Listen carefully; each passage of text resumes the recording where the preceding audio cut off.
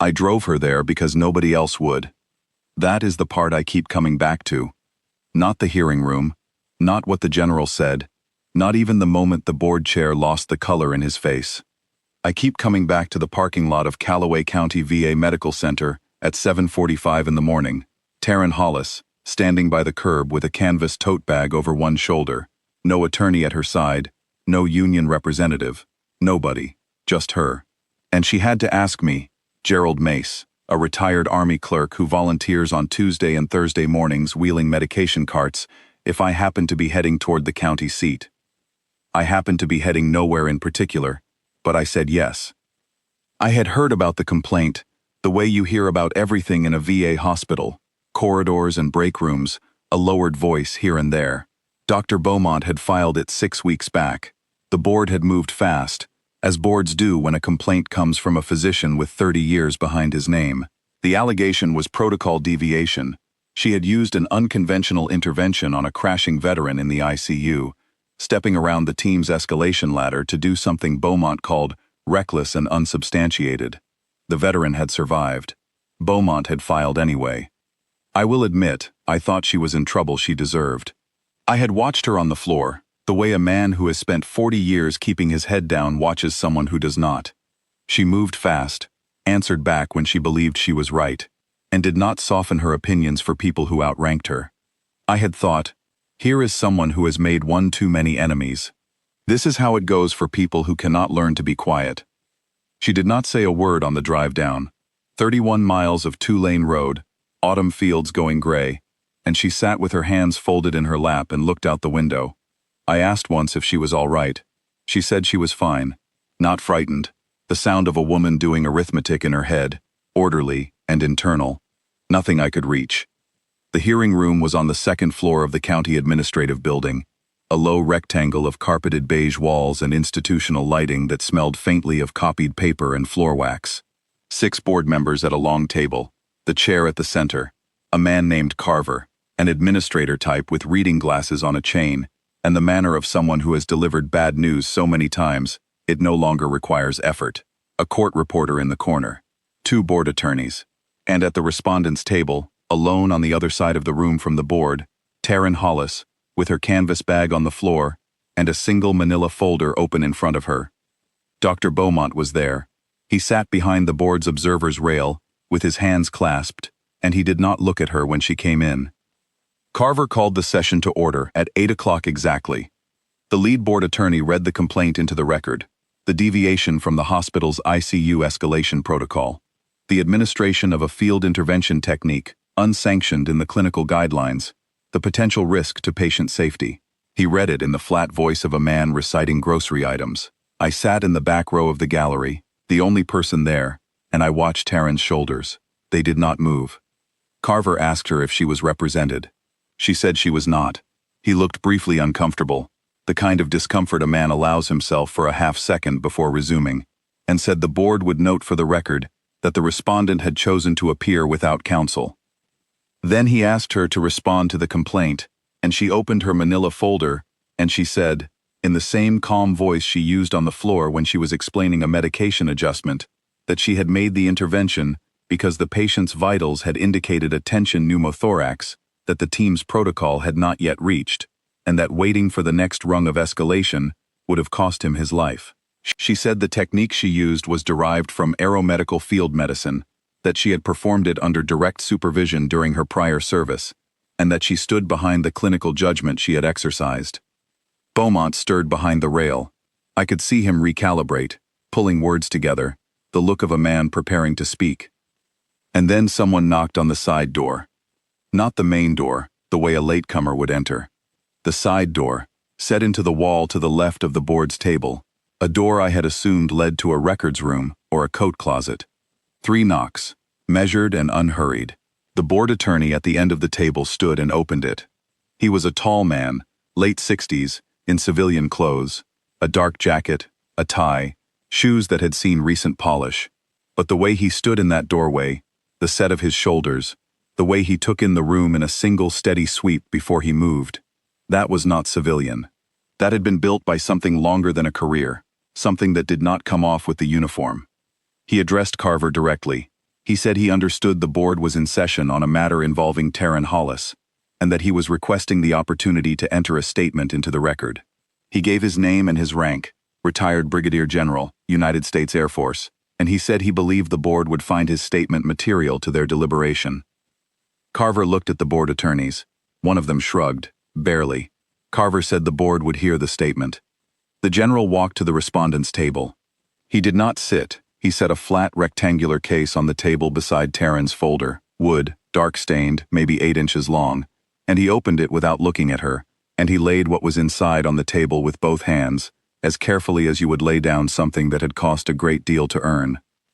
It was a cross, military, the kind of thing I recognized the shape of from my 40 years in Army administration, though I had never been in a room with one that close. The ribbon was blue and gold. The general straightened up, and he began to read from a document he drew from the breast pocket of his jacket. He read without theater, without pausing for effect, just a man stating a record, the way a record deserves to be stated. He read the date. He read the location, a forward operating base approach corridor, Kandahar province. He read the circumstances, a transport helicopter, call sign Delta 4, struck on approach, and brought down in open ground 400 meters from the perimeter wire, with 8 personnel aboard.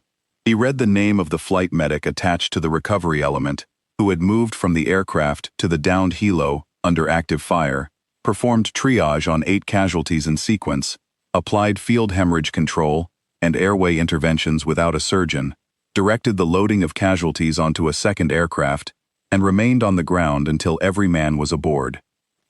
He read her call sign, chalk. He read the citation's language. I will not try to reproduce it word for word, because the words do not carry the weight they carried in that room.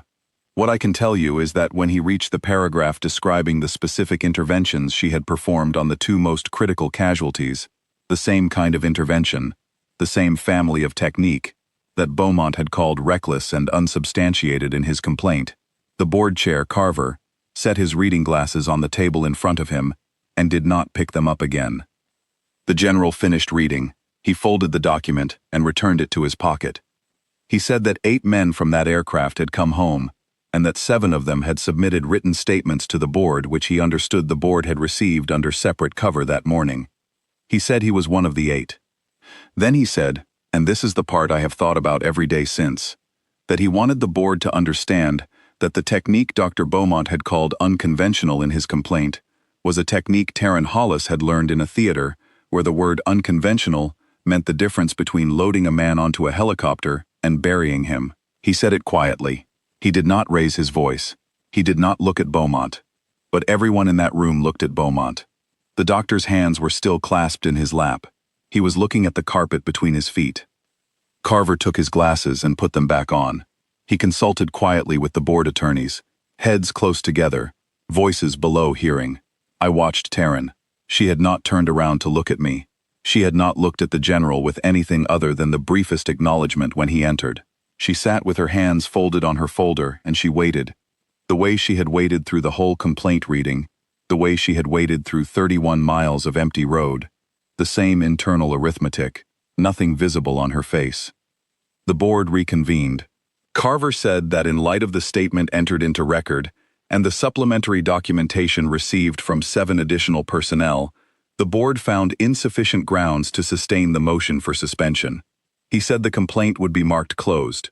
He said, and he paused a half-second here, the first crack in his administrator's flat delivery, that the board appreciated her service to the country, and that it was the board's expectation she would continue serving her patients at the same standard the record described. Taryn Hollis said, "Thank you, sir." That was all. She picked up her folder, put it in her bag, and stood. Beaumont was still looking at the carpet. He did not stand. He did not speak. I imagine he had expected an empty chair at that table, or a tearful defense, something he could answer with 30 years of medicine behind him. He had not expected a wooden case opened beside her folder, or a general's voice reading back the very technique he had called reckless.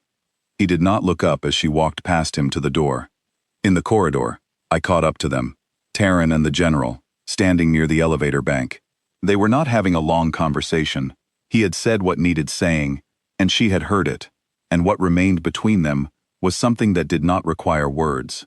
The particular stillness of two people who have been in bad situations together, and know it, and do not need to perform that knowledge for anyone else. He straightened, not a casual movement. He came to his full height, and he brought his right hand up in a slow, deliberate salute. She looked at him for a moment.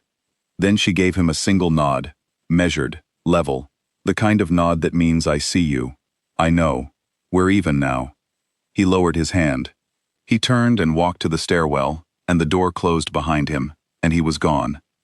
I stood there in that corridor for what felt like a long time but was probably 10 seconds.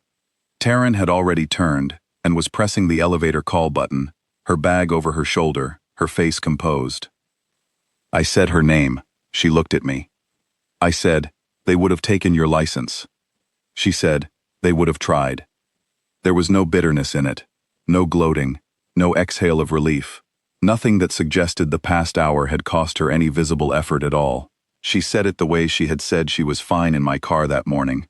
The way, I understood now, she said most things, from some place in herself that had been measured and steadied by something I had never been close enough to anything to acquire. We rode the elevator down. We walked through the lobby. We went back to my Buick, and I drove us north on the county road, back toward the hospital. She looked out the window again, the same as the ride down. The fields were still gray. Nothing had changed out there. But I did not think the same things on the way back that I had thought on the way down. I had spent a career keeping my head down. I had looked at people like Taryn Hollis and told myself they were making trouble for themselves. That composure meant staying small and quiet. I had been wrong about the definition. Composure was not being quiet to avoid the fight. Composure was sitting alone at that table. No attorney, no advocate, no one. And being exactly the same person you were on the worst day you had ever worked, because you knew who you were, and no board's motion and no doctor's complaint was going to change that. She had walked into that room carrying something no one in it knew she was carrying. She had sat down, and she had waited. And when the door opened, and the answer walked in, she had accepted it, the same way she had accepted the silence before it, without display, without performance, without asking anyone to acknowledge what it had cost her to get there. I pulled into the hospital lot. She thanked me for the ride. She got out, bag over her shoulder, and walked through the sliding doors, and by the time I had the car in park, she was already gone. I sat there a moment before I followed. I have wheeled a lot of carts in that building. I have stayed in my lane for a long time, and I think I will keep doing those things. But I will do them, knowing what the woman on the second floor of the ICU paid to be there. What any of them paid, the ones who came back and put on scrubs instead of staying where they were known. What it cost to carry something that heavy, and never set it down, and never once let it show on your face, not in the hearing room, not in the elevator, not on the long drive home. I knew her name before, the way you know a name on a schedule. Now I know it the way you know someone you would not have been equal to, had the situations been reversed. I drive Tuesdays and Thursdays. If she ever needs someone to take that road again, I hope she asks me.